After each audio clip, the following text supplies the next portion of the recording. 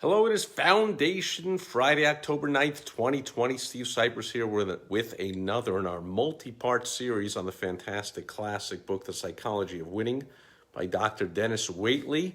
Last time we started out in winning quality number 4.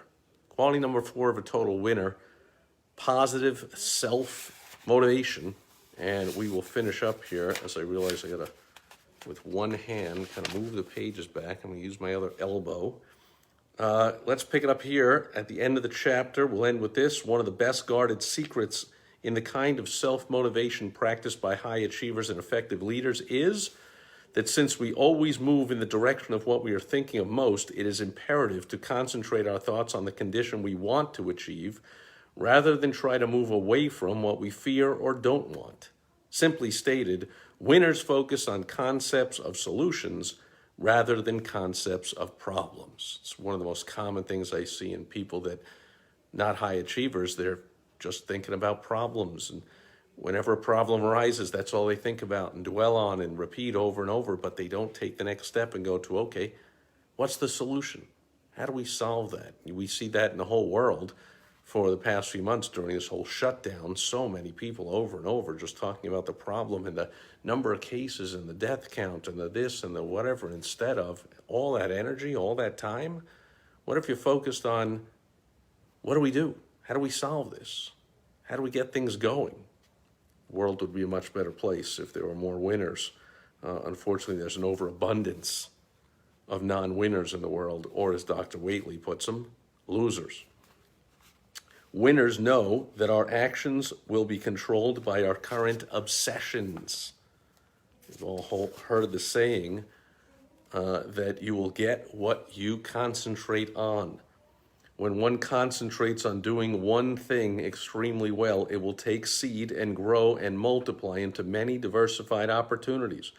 Winners know that their actions will be controlled by their current obsessions. What we think about most is what's going to happen. So again, if you're concentrating on the problems and the death count, the toll and the number, and won't the government do this, and won't they pass another bill, and why won't they send me another check, and you just keep focusing on the problem, you really could have better directed all that time, energy into solutions and coming up with what you're going to do. And then if the government sends you a check, that's a bonus. If the government allows the business you were running before the shutdown to open up again, that's a bonus. But in the meantime, you're not waiting for someone else to determine your fate.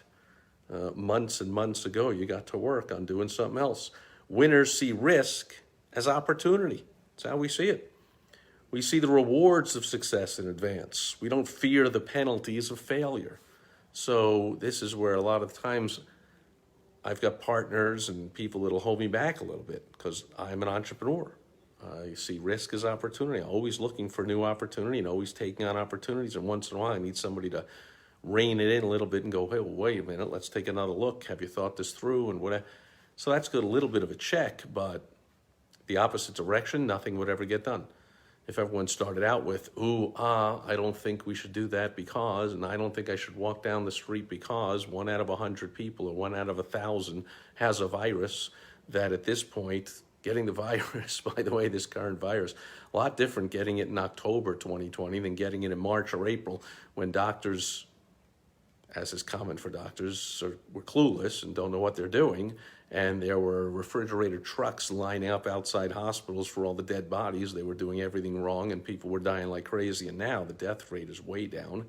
And even a 74-year-old obese fast food eating guy who happens to live in a certain house of a certain color in Washington, D.C., even he's up and at him again in 3-4 days with all the drugs and all the treatment and all the whatever's going on. Now, of course, he gets the best doctors and the best care of everything in the world, but bottom line is, and then you heard these, come on, talk about focusing on the problem, not the solution. All I heard was people yapping ridiculous stuff like, when he's driving around, he's putting the Secret Service people's lives at risk. When he drove around in that ridiculous, I got to drive around and wave to my fans outside the hospital, or when he got in the helicopter to fly back and, now he put the Marines' lives in danger. Like, excuse me? if those you don't belong in the Marine Corps, you don't belong in the Secret Service if you think that a young, healthy, fit human being, the best America has to offer, is somehow in some real drastic danger from this virus, unless you have some underlying heart condition or something. Like, you ought to be not in the Marines or not in the Secret Service. The virus is just not anything near what all the fear mongers cracked it up to. So people that focus on all that fear and negativity, like, that's why things are a mess for those people. But for those of us that see risk as opportunity, and they're not afraid to walk down the street just because somebody might, 1 out of 1,000 people might get me as sick as I get when I get the flu or a common cold or anything, like, it just doesn't stop me. But it stops a lot of people from a lot of things. Good news for the winners, by the way. There's more winning for us. But since a rising tide lifts all boats, all the winners, we really wish everybody was winning. And we don't like the fact of how easy it is now to stand out and take advantage of this amazing opportunity going on, because so many people are curled up in a ball and acting out of fear. The enervating powers of fear are unfortunate, for individuals so dominated cannot act with volition and positive intent. Instead, they go through life reacting, defensive, and incapacitated. People who are dominated by stress are unable to change the world they live in. The world they live in alters them. It is a strange and sobering axiom that the thing we fear, we ourselves bring to pass. And this was written decades ago. But it's, of course, perfectly appropriate right now during this pandemic, shutdown, lockdown, whatever's going on. These people going through this thing, reacting defensive, incapacitated. Oh, I'm afraid to leave the house. I'm afraid to do this. I'm afraid to go in a restaurant.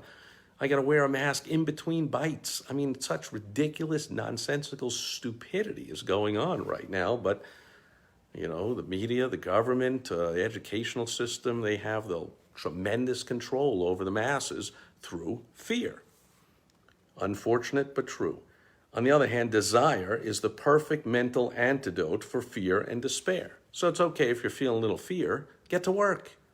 Desire is the antidote for fear and despair. Desire sparks activity, and that burns up excess adrenaline in the system. It keeps the mind busy and the hope of achievement alive. Inactivity, on the other hand, breeds despondency, brings forth dark imaginings, distorts situations out of all proportion to reality. When fear begins to beg for attention, the winner feels it coming on, gets busy, and things regain their proper perspective. So all winners feel fear once in a while coming on.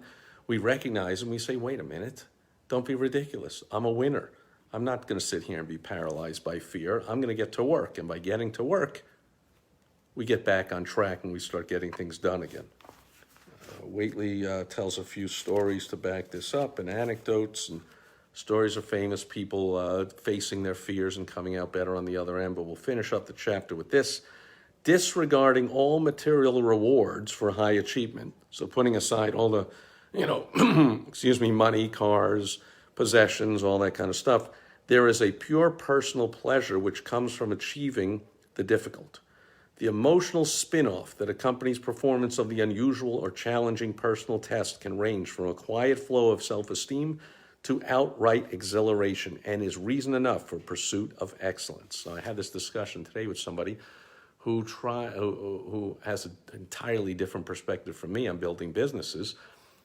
She insisted that, I don't want to hire superstars because they're difficult to manage.